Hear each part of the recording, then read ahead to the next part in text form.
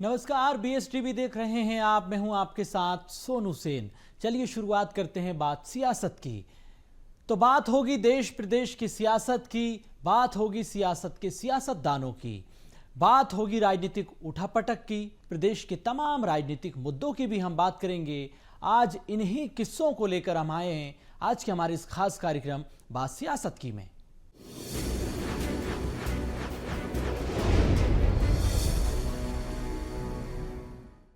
मध्य प्रदेश में बीजेपी सदस्यता अभियान चला रही है। बीजेपी का सदस्यता अभियान इतिहास रचने जा रहा है। बीजेपी ने अपने पहले चरण के सदस्यता अभियान में पूरी ताकत झोंक दी। पंडित दीनदयाल उपाध्याय की जयंती के मौके पर ज्यादा से ज्यादा लोग पार्टी से जुड़े। इसको लेकर खुद मुख्यमंत्री डॉक्टर मोहन यादव, उनके साथ सांसद, मंत्री, विधायक, यहां तक कि बीजेपी के प्रदेश अध्यक्ष BD शर्मा भी चुनावी मैदान में उतरे। बूथ स्तर पर जाकर लोगों को पार्टी की सदस्यता दिलाई। रिपोर्ट देखिए। बीजेपी की मेगा मेंबरशिप ड्राइव, बूथ पर उतरी नेताओं की फौज। मैदान में मुख्यमंत्री ने संभाला मोर्चा। डोर टू डोर पहुंचे बीजेपी प्रदेश अध्यक्ष। मुस्लिम महिलाओं को दिलाई सदस्यता। 1 करोड़ सदस्य बनाने के करीब पहुंची बीजेपी। मध्य प्रदेश में बीजेपी ने पंडित दीनदयाल उपाध्याय की जयंती पर सदस्यता को लेकर विशेष अभियान चलाया। इस अभियान में मुख्यमंत्री से लेकर सांसद, मंत्री और विधायकों ने हिस्सा लिया। बीजेपी ने अपनी पूरी ताकत झोंक दी। इसी के साथ संगठन पर्व का पहला चरण भी पूरा हो गया। पार्टी ने जो टारगेट रखा था उसके अनुसार कार्यकर्ता को हर बूथ पर कम से कम 100 नए सदस्य बनाकर रिकॉर्ड बनाना था। पहले चरण में बीजेपी 1 करोड़ आंकड़े के पास पहुंच चुकी है। भोपाल की नरेला विधानसभा के सेमरा बूथ पर मुख्यमंत्री डॉक्टर मोहन यादव पहुंचे, लोगों को पार्टी की सदस्यता दिलाई। इस दौरान मुख्यमंत्री ने BSTV से खास बातचीत की। उन्होंने कहा कि जनता बीजेपी पर भरोसा करती है, संगठन मजबूत है और आगामी चुनावों में ये साबित करके दिखाया जाएगा, क्योंकि पिछले चुनाव में ये साबित हो चुका है। मध्य प्रदेश देश में सदस्यता को लेकर रिकॉर्ड बनाएगा। नरेला विधानसभा में मेरे साथ माननीय मंत्री विश्वास सारंग जी, हमारे जिलाध्यक्ष सुमित पचौरी जी, सबके साथ सदस्यता अभियान में शामिल हुआ। मुझे इस बात की प्रसन्नता कि हमारे कार्यकर्ता, जैसे मैं इस बूथ पे घूम रहा हूँ, लगभग 64,869 बूथ से ज्यादा बूथ पर सदस्यता का ये अभियान चला रहा है। और यही हमारी पार्टी की विशेषता है कि हर काम को हम सहजता के साथ सामान्य रूप में लेते हैं। मुख्यमंत्री के साथ बीजेपी प्रदेश अध्यक्ष BD शर्मा भी हुजूर विधानसभा के गांधीनगर बूथ पर पहुंचे। यहां पर डोर टू डोर जाकर लोगों को पार्टी की सदस्यता दिलाई। BSTV से बातचीत में उन्होंने कहा कि प्रदेश के सभी बूथों पर बीजेपी मेगा मेंबरशिप ड्राइव चला रही है। हर वर्ग के लोग पार्टी से जुड़ रहे हैं। प्रदेश में इस बार सदस्यता के मामले में मध्य प्रदेश नंबर 1 बनेगा। इतिहास के साथ रिकॉर्ड बनाया जाएगा।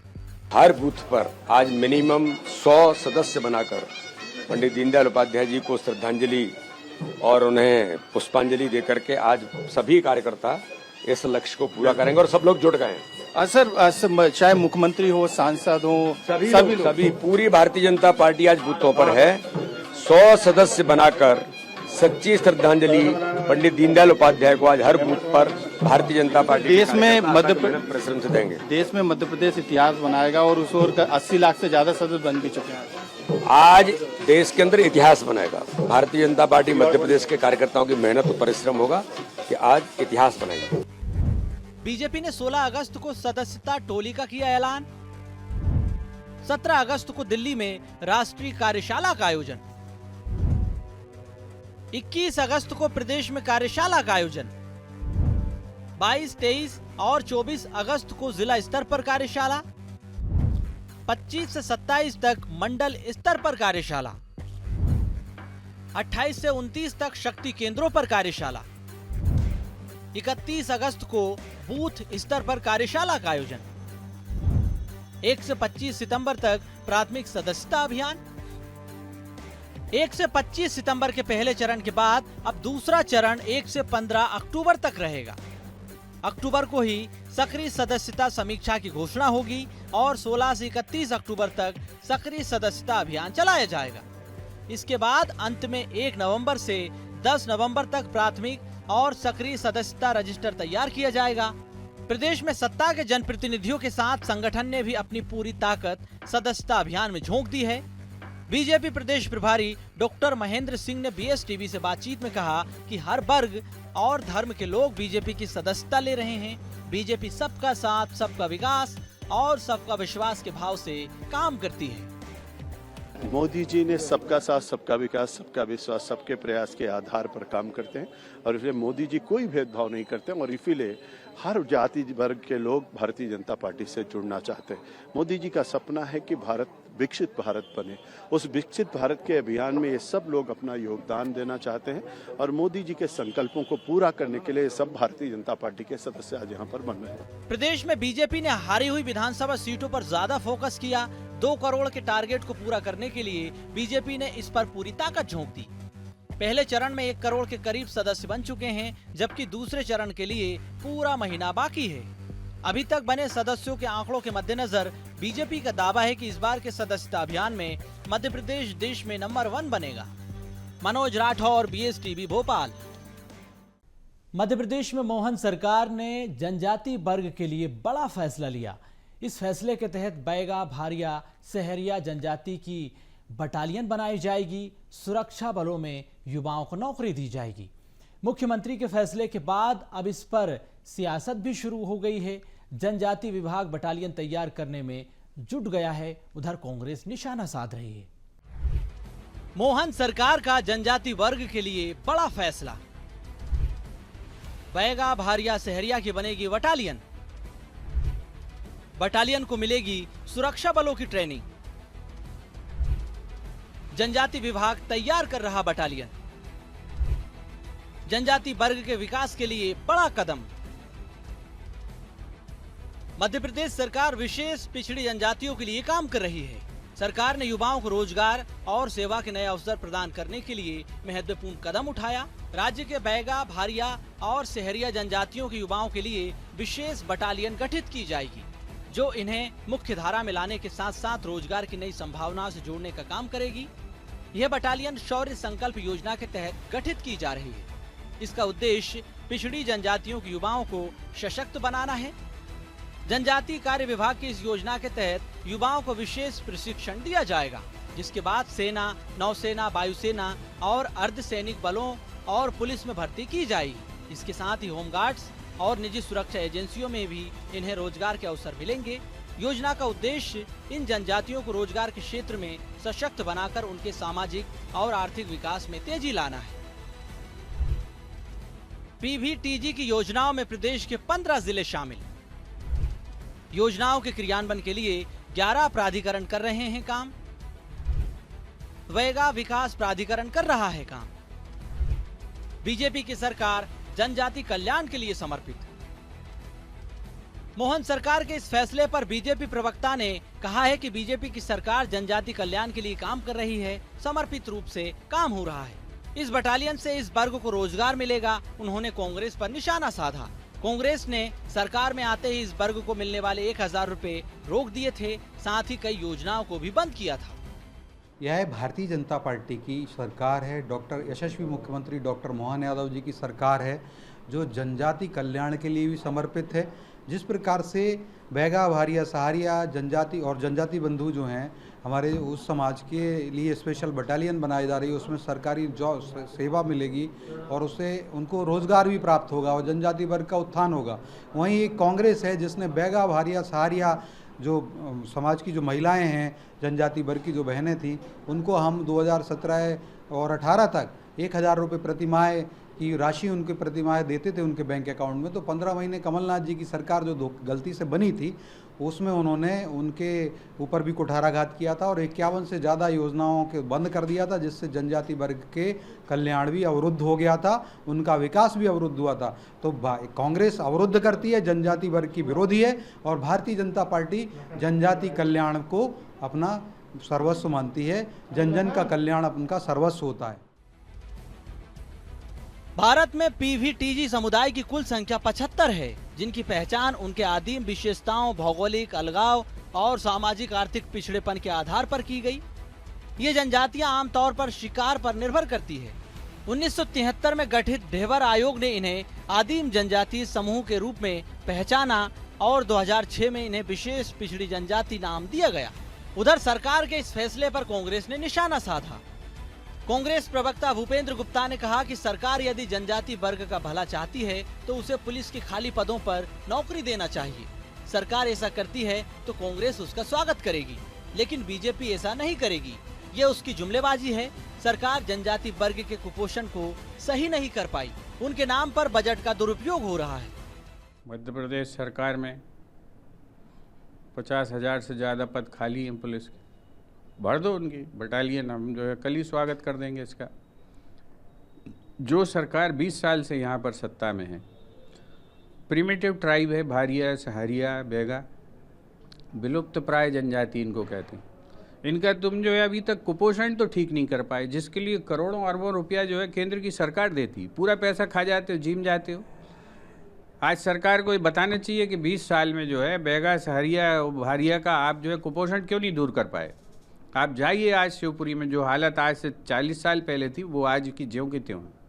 लोग मर रहे हैं कुपोषण से, भूख से। उनके तस्वीरें देखिए आप, उसकी चर्चा नहीं करेंगे। हम बटालियन बनाएंगे, क्यों? क्योंकि ये नई टोपी है, नया डिज़ाइन का टोपी है, ये पहना देंगे हम। ये जो है कब अगर ये बात धरातल पर उतरती है, हम इसका स्वागत करेंगे। कुल मिलाकर मोहन सरकार जनजाति समूह के लिए काम कर रही है। मुख्यमंत्री डॉक्टर मोहन यादव विशेष रूप से कमजोर जनजाति समूह के युवाओं को रोजगार देने का काम कर रहे हैं। युवाओं को सेवा से जोड़ने के लिए पीवीटीजी बटालियन बनाने के निर्देश भी दिए गए। सरकार इस वर्ग को 1500 रुपए प्रति माह आहार अनुदान राशि देती थी। सरकार कुपोषण दूर करने के लिए प्रयासरत है। इसी कड़ी में मुख्य धारा से जोड़ने के लिए उन्हें रोजगार भी उपलब्ध कराया जा रहा है। मनोज राठौर, BSTV भोपाल। यहाँ रुकेंगे एक छोटे से ब्रेक के लिए। आप देखते रहिए BSTV।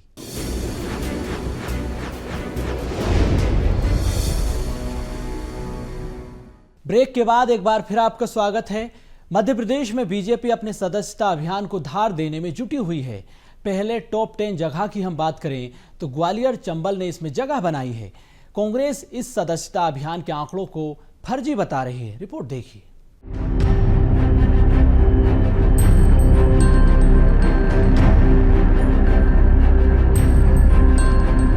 बीजेपी का सदस्यता अभियान, टॉप शहरों की सदस्यता सूची। सदस्यता अभियान में टॉप शहर ग्वालियर, चंबल ने बनाई अपनी जगह। कांग्रेस ने आंकड़ों को बताया फर्जी। आंकड़ों पर सियासी आर-पार।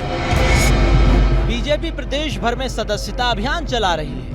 वहीं केंद्रीय मंत्री ज्योतिरादित्य सिंधिया और नरेंद्र सिंह तोमर के गढ़ ग्वालियर, चंबल अंचल में बीजेपी ने बड़ा मुकाम हासिल किया। टॉप 10 शहरों की सूची में अशोकनगर, गुना, ग्वालियर महानगर ने अपनी जगह बनाई। अंचल का अशोकनगर 5वें स्थान पर रहा, जबकि गुना 9वें और ग्वालियर ने 10वां स्थान हासिल किया। ग्वालियर महानगर में अब तक 1,31,000 सदस्य बनाए गए हैं। वहीं ग्वालियर महानगर के अंतर्गत बात की जाए तो ऊर्जा मंत्री प्रद्युमन सिंह तोमर की ग्वालियर विधानसभा में लगभग 70,000 सदस्य बनाए गए। इसके अलावा ग्वालियर दक्षिण विधानसभा में 25,000 और ग्वालियर पूर्व विधानसभा में लगभग 36,000 सदस्य बनाए गए हैं। ग्वालियर महानगर के लिए भी हमारी खुशी की बात है कि जो हमारे समस्त संगठनात्मक जितने 58 जिले हैं उनमें ग्वालियर महानगर टॉप 10 में शामिल हो चुका है। वो सब कार्यकर्ताओं की मेहनत से हम लोग 1.25 लाख से ज़्यादा सदस्य कल तक बना चुके थे महानगर में। वहीं कांग्रेस इन आंकड़ों को लेकर बीजेपी पर हमलावर है। कांग्रेस प्रदेश प्रवक्ता राम पांडे का कहना है कि भाजपा पूरी तरह से फर्जी आंकड़े जारी कर रही है। भाजपा के लोग जबरन गुंडागर्दी करके लोगों को सदस्य बना रहे हैं। जहाँ तक हम ग्वालियर की बात करें, 1.25 लाख लोग ये कह रहे हैं कि सदस्य बना लिए। अभी ग्वालियर में कितना पानी से लोग परेशान रहे, लेकिन इनके ना तो करोड़ों सदस्य दिखाई दिए और ना जो वर्तमान में इन्होंने जो लाखों सदस्य बनाए वो कहीं दिखाई दिए। तो कई बार हमने पढ़ा, देखा, वीडियो भी देखे कि लोगों को ज़बरदस्ती राह चलते पकड़कर सदस्य बना रहे हैं। कोई सदस्य नहीं बन रहा है तो उसकी पिटाई भी की गई है कि नहीं आप सदस्य बनिए। तो चलिए एक नजर आप टॉप 10 सदस्यता सूची पर डालते हैं। बीजेपी के सदस्यता अभियान में टॉप शहर: इंदौर नगर नंबर 1, उज्जैन नगर नंबर 2, मंदसौर नंबर 3, इसके अलावा इंदौर ग्रामीण नंबर 4, अशोक नगर नंबर 5वें स्थान पर, जबकि जबलपुर नगर नंबर 6 स्थान पर है। आगर का 7 नंबर है, भोपाल का 8 नंबर है, गुना का नंबर 9, इसके अलावा ग्वालियर महानगर 10 नंबर पर है। फिलहाल बड़ी संख्या में लोग बीजेपी के सदस्यता अभियान से जुड़ रहे हैं। देश के 64,871 बूथ पर सदस्यता अभियान चल रहा है। 3 सितंबर को मध्य प्रदेश में सदस्यता अभियान की शुरुआत हुई थी। सदस्यता अभियान को देश भर में शानदार सफलता मिल रही है। बीजेपी ने 10 करोड़ नए सदस्य जोड़ने का लक्ष्य रखा। अब देखना होगा कि ये लक्ष्य पूरा हो पाता है या नहीं। ग्वालियर से प्रहलाद सेन की रिपोर्ट। देश भर में बीजेपी ने पंडित दीनदयाल उपाध्याय की जयंती खास तौर पर मनाई। खास बात यह रही कि पंडित दीनदयाल उपाध्याय का मध्य प्रदेश से गहरा नाता रहा है। ग्वालियर की गलियों से उपाध्याय की यादें जुड़ी हुई हैं। उपाध्याय सादा जीवन, उच्च विचार रखा करते थे। पंडित दीनदयाल उपाध्याय कर्मठ स्वयंसेवक भी थे। रिपोर्ट देखिए। पंडित दीनदयाल उपाध्याय की जयंती। उपाध्याय का मध्य प्रदेश से गहरा नाता। ग्वालियर की गलियों से गहरा नाता। सादा जीवन, उच्च विचार, उपाध्याय के संस्कार। कर्मठ स्वयंसेवक थे दीनदयाल उपाध्याय। बीजेपी ने देश भर में पंडित दीनदयाल उपाध्याय की जयंती मनाई। बीजेपी के पितृ पुरुष का मध्य प्रदेश से गहरा नाता रहा है। ध्यान दीजिए तो ग्वालियर शुरुआत से ही संघ और जनसंघ का गढ़ माना जाता है। उन्होंने ग्वालियर की गलियों में संगठन को मजबूती दी है। साथ ही धर्मशाला में एकात्म मानव दर्शन का ड्राफ्ट प्रस्तुत किया। उन्होंने दौलतगंज स्थित श्री राम नारायण धर्मशाला में एक कमरे में जनसंघ की बैठक की। इस दौरान एकात्मक दर्शन का ड्राफ्ट प्रस्तुत किया था। इस दौरान भारत रत्न पूर्व प्रधानमंत्री अटल बिहारी वाजपेयी, श्यामा प्रसाद मुखर्जी, राजमाता विजय राजे सिंधिया, नारायण कृष्ण शेजवलकर जैसे नेता इस बैठक में मौजूद थे।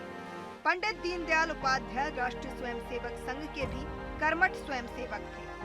अपनी राजनीतिक जीवन की शुरुआत से पहले संघ के प्रचारक के तौर पर काम किया करते थे।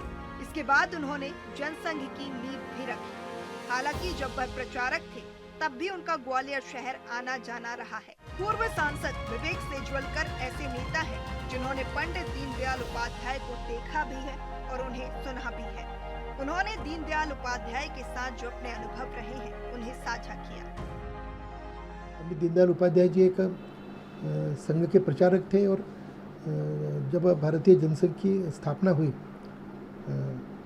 तब से पंडित दीनदयाल जी भारतीय जनसंघ में थे और ग्वालियर में कई बार उनका आना हुआ है। मेरे घर पर भी कई बार वो आए हैं।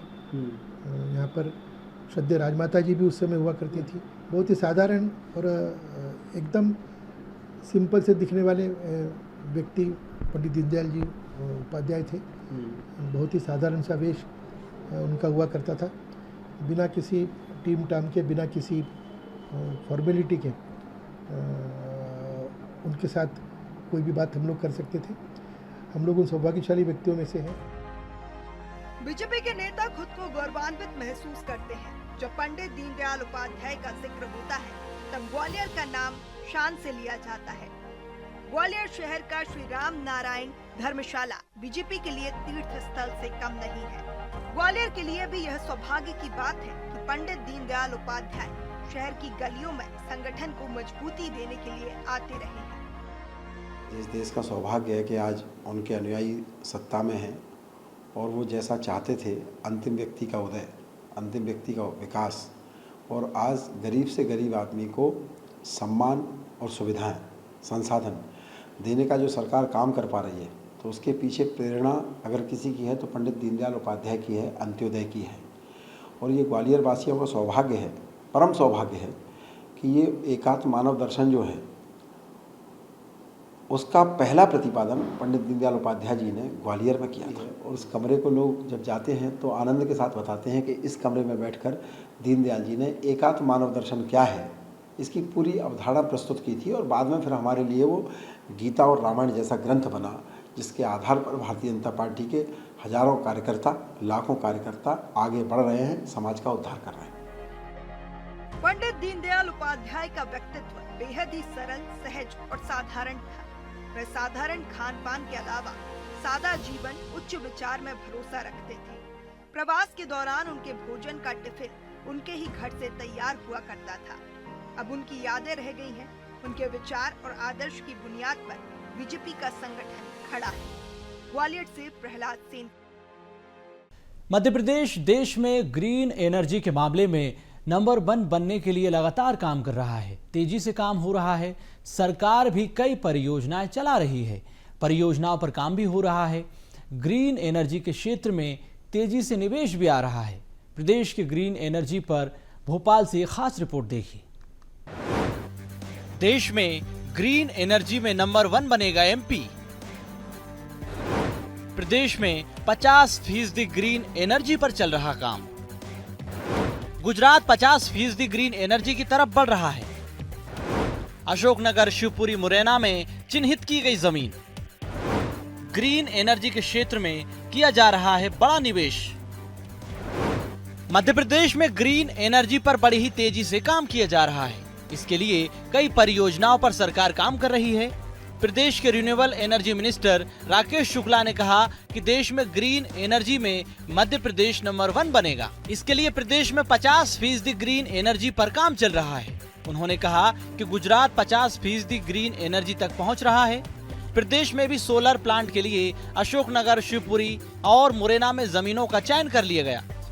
यहाँ पर सोलर प्लांट लगाए जाएंगे। इसके अलावा प्रदेश में हो रही समिट में भी ग्रीन एनर्जी के क्षेत्र में अच्छा निवेश आ रहा है। साथ ही सरकार जल्द ही 20,000 मेगावाट ग्रीन एनर्जी का टारगेट हासिल कर लेगी। हम भी इस रास्ते पे जा रहे हैं और लगातार, चाहे वो रीवा का हो, चाहे फ्लोटिंग हमारा प्लांट ओंकारेश्वर का हो, चाहे शाजापुर, नीमच, और लगातार मुरैना में भी हमने जगह देखी है 4,000 एकड़। तो लगातार हम लोग प्रयास कर रहे हैं कि किसी भी तरीके से सोलर के क्षेत्र में, ग्रीन एनर्जी के क्षेत्र में मध्य प्रदेश आगे बढ़े। हमारी कोशिश है कि हम 20,000 मेगावाट तक हम जल्दी से जल्दी पहुंचे। ये हमारा प्रयास है। हम ग्रीन एनर्जी के क्षेत्र में कि किस तरीके से सोलर के क्षेत्र में हम मध्य प्रदेश को आगे ले जाएं। और लगातार मुझे लगता है कि निवेश की कोई, जिस तरीके से माननीय मुख्यमंत्री जी बाहर भी जाके जो निवेश लेके आ रहे हैं, तो मुझे लगता है कि बहुत जल्दी जो हमारे प्रयास चल रहे हैं उसमें हम सफलता प्राप्त करेंगे। साल 2012 में रिन्यूएबल एनर्जी की क्षमता 500 मेगावाट से कम थी। पिछले 12 सालों में क्षमता में 12 गुना से अधिक वृद्धि हुई। कुल ऊर्जा में 21% रिन्यूएबल एनर्जी का योगदान। रीवा सौर परियोजना के तहत सौर ऊर्जा पार्क स्थापित किए गए। कोयला उत्पादित ऊर्जा से सस्ती सौर ऊर्जा तैयार की गई। परियोजना से दिल्ली मेट्रो को सस्ती सौर ऊर्जा दी गई। हार्वर्ड यूनिवर्सिटी में परियोजना को पढ़ाया जाता है। 2025 तक सरकारी भवनों पर सोलर रूफटॉप लगाने का लक्ष्य। प्रदेश में आगर, शाजापुर, नीमच में 1500 मेगावाट क्षमता का सोलर पार्क निर्माणाधीन है। ओंकारेश्वर में 600 मेगावाट क्षमता की दुनिया की सबसे बड़ी फ्लोटिंग सोलर परियोजना विकसित की जा रही है।